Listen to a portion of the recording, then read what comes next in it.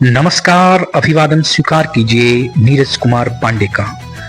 आज की इस वीडियो में हम ये पड़ताल करेंगे कि आखिर कैसे 11 सितंबर 1893 में शिकागो के विश्व धर्म सम्मेलन में दिए गए एक सन्यासी के भाषण ने पूरी दुनिया की नजरों में भारत को एक आध्यात्मिक और धार्मिक गुरु के रूप में स्थापित कर दिया।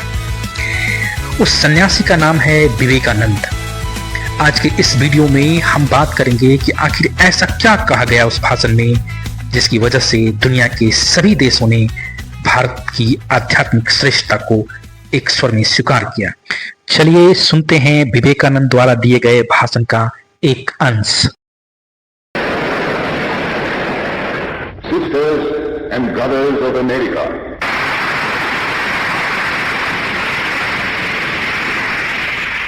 it fills my heart with joy unspeakable. अमेरिकी बहनों एवं भाइयों, आपके स्नेहपूर्ण स्वागत से मेरा दिल इतना आह्लादित है कि मैं उसे शब्दों में अभिव्यक्त नहीं कर सकता हूँ।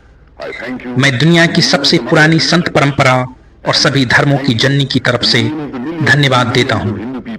सभी जातियों के लाखों करोड़ों हिंदुओं की तरफ से आपका आभार व्यक्त करता हूँ।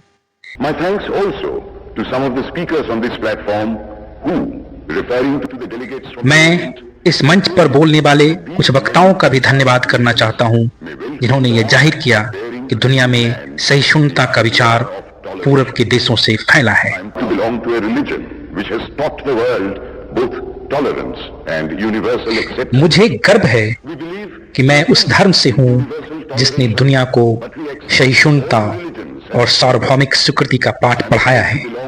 हम सिर्फ सार्वभौमिक सहिष्णुता पर ही विश्वास नहीं करते, बल्कि हम सभी धर्मों को सच के रूप में स्वीकार करते हैं। to tell you that we have gathered in our bosom the purest remnant of the Israelites who came to southern India and took refuge. मुझे गर्व है कि मैं उस देश से हूं जिसने सभी धर्मों और सभी देशों के सताए गए लोगों को अपने यहाँ शरण दी।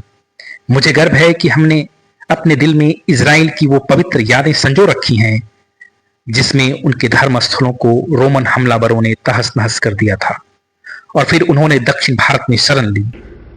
I am proud to belong to the religion which has sheltered and is still fostering.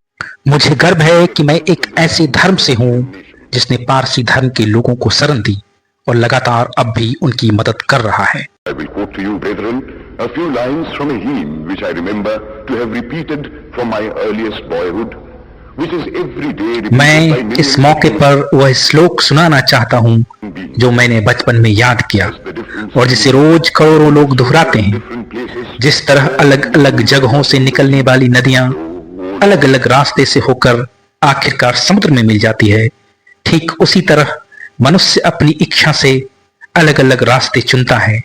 ये रास्ते देखने में भले अलग अलग लगते हैं, लेकिन यह सब ईश्वर तक ही पहुंचते हैं। The different paths which men take through different tendencies. मौजूदा सम्मेलन जो कि आज की सबसे पवित्र सभाओं में से है, वह अपने आप में गीता में कहे गए इस उपदेश का प्रमाण है। जो भी मुझ तक आता है, चाहे वो कैसा भी हो, मैं उस तक पहुंचता हूं। लोग अलग अलग रास्ते चुनते हैं, परेशानियां झेलते हैं, लेकिन आखिर में मुझ तक ही पहुंचते हैं। All men are struggling through paths which in the end lead to me.